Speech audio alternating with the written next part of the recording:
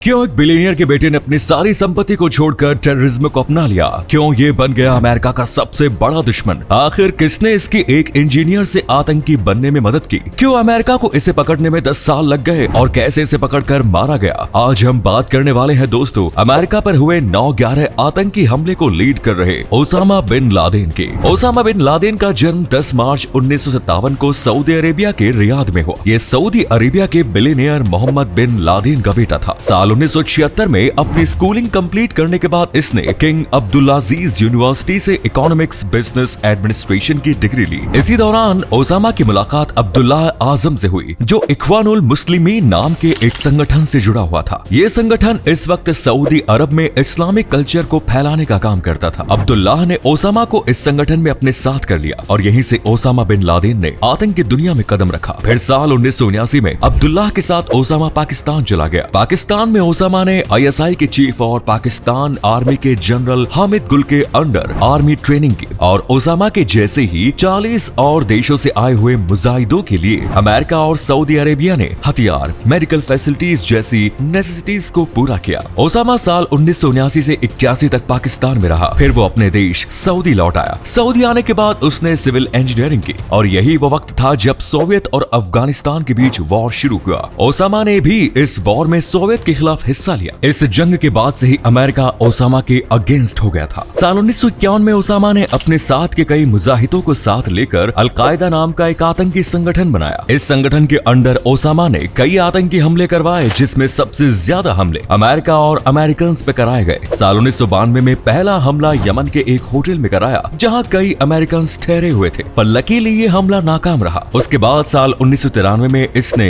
Mogadishu में हमला कराया, जिसमें 18 अमेरिकन सोल्जर्स शहीद हो गए। फिर 1995 में ओसामा ने रियाद में मौजूद अमेरिका के एक ट्रेनिंग सेंटर पर हमला किया। इसके बाद कॉन्स्टेंटली ओसामा अमेरिका पर हमले करता रहा और साथ ही नए हमलों की प्लानिंग भी करता रहा। फिर 12 अक्टूबर 2000 में यमन में मौजूद अमेरिकन नेवी के कैंप पर हमला कर दिया। इस हमले में 17 अमेरिकन सोल्जर्स शहीद हो गए और करीब 38 सोल्जर्स गंभीर रूप से घायल हो गए। इन हमलों के बाद ओसामा मोस्ट वांटेड टेररिस्ट की लिस्ट में आ गया। साथ ही अलकायदा को दुनिया भर में ब्लैकलिस्ट कर दिया गया। फिर 11 सितंबर 2001 को ओसामा ने मुजाहिदों के साथ मिलकर अमेरिका के न्यूयॉर्क में बने वर्ल्ड ट्रेड सेंटर पे हमला किया। असल में अमेरिकन एयरलाइंस की फ्लाइट 11 ने बोस्टन इंटरनेशनल एयरपोर्ट से टेक ऑफ किया। इस फ्लाइट में करीब 92 लोग सफर कर रहे थे, जिनमें 81 पैसेंजर्स और 11 क्रू मेंबर्स शामिल थे। फ्लाइट टेक ऑफ के लगभग 15 मिनट बाद पता चलता है कि इन 81 पैसेंजर्स में से 5 हाईजैकर्स हैं। थोड़ी ही देर में इस प्लेन को हाईजैक कर लिया जाता है और हाईजैकर्स प्लेन को सीधा न्यूयॉर्क के वर्ल्ड ट्रेड सेंटर की ओर ले जाते हैं। दोस्तों आपको बता दो कि उस समय ये वर्ल्ड ट्रेड सेंटर अमेरिका के मॉन्यूमेंटल मॉन्यूमेंट्स में से एक हुआ करता था और साथ ही ये उस समय की सबसे ऊंची बिल्डिंग्स में से भी एक था। हाईजैकर्स ने प्लेन को सीधा वर्ल्ड ट्रेड सेंटर के नॉर्थ टावर में ले जाकर क्रैश कर दिया। जब इस घटना के बारे में White House chief of staff Andrew Hill Card junior ने US president George W Bush को इन्फॉर्म किया तो उन्हें इस बात पर यकीन ही नहीं हुआ। लेकिन इस घटना के करीब 17 मिनट्स बाद एक और खबर आती है कि यूनाइटेड एयरलाइंस की फ्लाइट 175 को हाईजैक कर लिया गया है और एक बार फिर हाईजैकर्स ने प्लेन को वर्ल्ड ट्रेड सेंटर की ओर कर दिया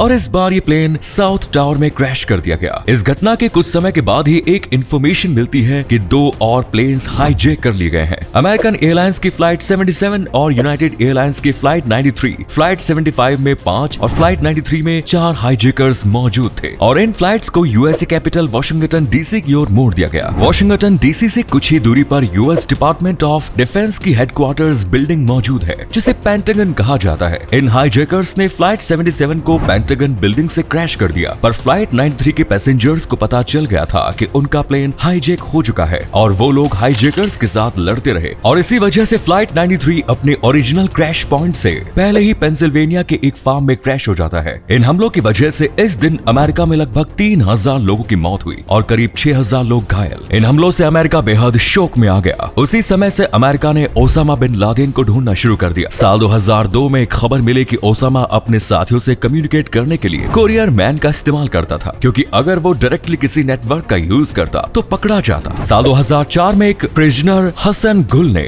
इस बात को कंफर्म किया। ऐसे ही एक कोरियर मैन अबू अहमद अल कुवैती का नाम CIA के सामने आया। अमेरिकन गवर्नमेंट और आर्मी फोर्सेस पूरे अफगानिस्तान में अबू अहमद अल कुवैती को ढूंढती है, पर CIA को इस नाम का कोई भी इंसान नहीं मिलता। फिर पाकिस्तानी ऑफिशियल्स बताते हैं कि इस कुरियर मैन का नाम इब्राहिम सईद अहमद है। इसके बाद अमेरिका ने कंटिन्यू ओसामा बिन लादेन को खोजने की कोशिश की, पर दोस्तों ये टेररिस्ट CIA और FBI जैसी बड़ी और बेहतरीन इंटेलिजेंस से पूरे 10 साल तक छिपा रहा। फिर मई 2009 में US प्रेसिडेंट बराक ओबामा इस ऑपरेशन को और भी प्रायोरिटी देते हैं और CIA से कहते हैं कि उन्हें इस ऑपरेशन के हर 30 दिन की रिपोर्ट उन्हें अपनी टेबल पर चाहिए। फिर 9/11 की नवी बरसी से एक दिन पहले CIA के डायरेक्टर लियोन पानेटा और उनके सहायक माइक मॉरल ने प्रेसिडेंट से मीटिंग की और उन्हें बताया कि फिलहाल उनके पास ओसामा के बारे में कोई खास इन्फॉर्मेशन नहीं है, पर उनके एजेंट्स कंटिन्यूअसली उसके बारे में पता लगा रहे हैं। शायद उन्हें वो मिल गया, पर वो पूरी तरह से श्योर नहीं है। उन्हें पता चला है कि ओसामा पाकिस्तान के इस्लामाबाद से 35 किलोमीटर दूर एटवाबाद शहर के बाहरी इलाकों में रह रहा है। फिर 2 महीने बाद लियोन और माइक एक बार फिर प्रेसिडेंट से मिलने पहुंचे, पर इस बार उनके साथ CIA के एक ऑफिसर और एक एडवाइजर भी थे। ये ऑफिसर्स CIA के काउंटर टेररिज्म सेंटर और ओसामा बिन लादेन के ऑपरेशन के चीफ थे। इन ऑफिसर्स ने मिलकर प्रेसिडेंट को ओसामा की अब तक की मिली सारी इंफॉर्मेशन डिटेल में दी। ओसामा बिन लादेन जिस जगह में रह रहा था वो आसपास मौजूद सभी प्लॉट्स में सबसे बड़ा था। ये बगल वाले प्लॉट से लगभग 8 गुना बड़ा था। ये प्रॉपर्टी इब्राहिम और उसके भाई की है, लेकिन मालिक होते हुए भी इब्राहिम इस बंगलो के गेस्ट हाउस में रह रहा था। उस घर में न तो कोई इंटरनेट कनेक्शन था और न ही कोई लैंडलाइन फोन। बस कभी कभी एक आदमी घर के अंदर तेज तेज कदमों की आवाज के साथ चला करता था। CIA ने उसे द पेसर नाम दिया। CIA के जासूसों का मानना था कि शायद ये पेसर ही ओसामा बिन लादेन हो सकता है। प्रेसिडेंट ओबामा ने अपनी बायोग्राफी में इसके बारे में लिखा है।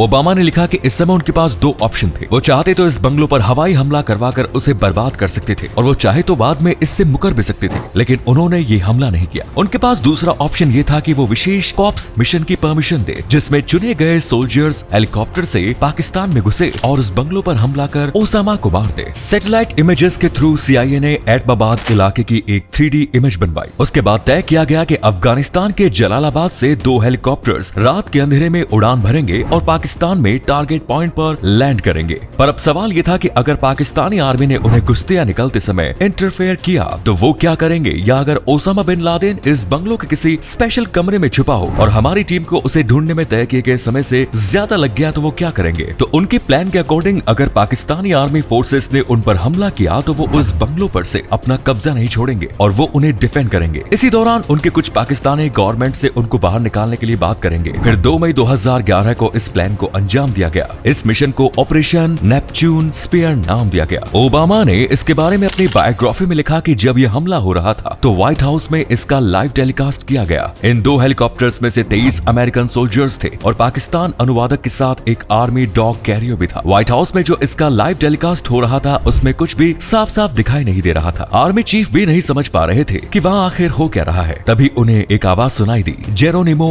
एकिया, जिसका मतलब था enemy killed in action. Obama की आंखें लाइव फीड पर ही लगी रहीं। उन्होंने धीरे से कहा, वी गॉट हिम। इसके बाद अमेरिकन हेलीकॉप्टर्स वहां से बाहर निकले। जब जलालाबाद में इन हेलीकॉप्टर्स ने लैंडिंग की तब सबकी जान में जान आई। इसके बाद लाइव फीड कॉल पर ही आर्मी चीफ मैक्रावन प्रेसिडेंट ओबामा से कहते हैं कि ओसामा की डेड बॉडी मेरे सामने है और मैंने अपने 6.3 फीट लंबे आदमी को इसके बगल में लेटा कर देखा है। इसकी हाइट 6 फीट 4 इंच है। तब प्रेसिडेंट ओबामा मैक्रावन से मजाक करते हुए कहते हैं कि तुम इतने बड़े मिशन पर गए और अपने साथ एक नाप करने के लिए टेप भी नहीं ले गए। फिर दुनिया भर में यह खबर फैल गई कि अमेरिका ने ओसामा बिन लादेन को मार गिराया। ओबामा ने ऑफिशियली अनाउंस किया that the terrorist Osama bin Laden has been killed. तो ये थी ओसामा बिन लादेन को मारने की कहानी। अकॉर्डिंग टू मी ऐसे आतंकियों को तो इतनी आसान मौत नहीं देनी चाहिए थी। तो आप इस बारे में क्या सोचते हैं कमेंट्स में बताइए। वीडियो पसंद आए तो लाइक करें, शेयर करें, चैनल को सब्सक्राइब करें। धन्यवाद।